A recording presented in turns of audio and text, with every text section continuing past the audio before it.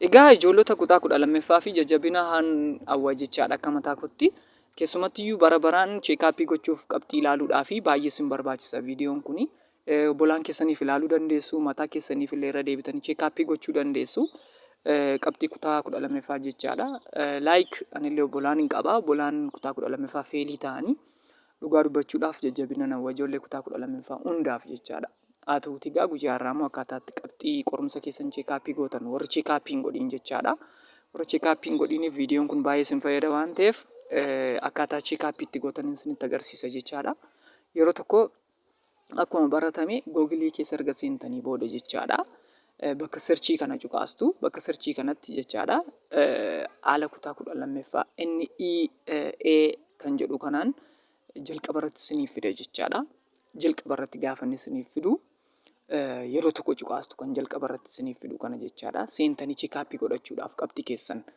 Kanaaf kan jalqaba irra jiru kana yeroo tokko cuqaasuudhaani asitti wanta fooyyessee qaba jechaadha. Saayitiin Itoophiyaa Timirti Ministeerii kan ta'e jechaadha. Biiroo Barnootaa Itoophiyaa kuni jechaadha.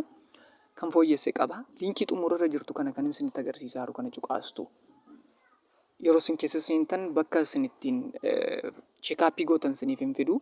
Liinkiin isinitti agarsiisaa jiru kana xumura irra kan jirtu kana jechaadha. Gadi xiqqoo ziqqi gootanii xumura irra kan jirtu kana cuqaastu yeroo tokko.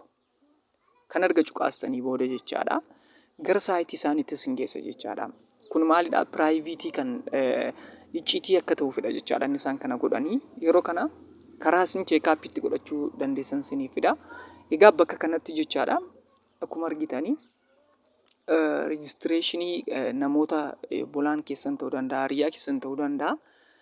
Nama qorumsa kana fudhatee maqaa isaa jalqabaatti guutuuni. Akkasuma immoo koodii rejistireeshinii nambarii isaa sanatti guutuutiin cheekii gochuu dandeessu jechaadha. Bakka kana isiniif kaa'ee jira. Bakka kanatti ilaaluu dandeessu. Bara baraan haala kanaan saayitii isaanii kanarraati argachuu dandeessu.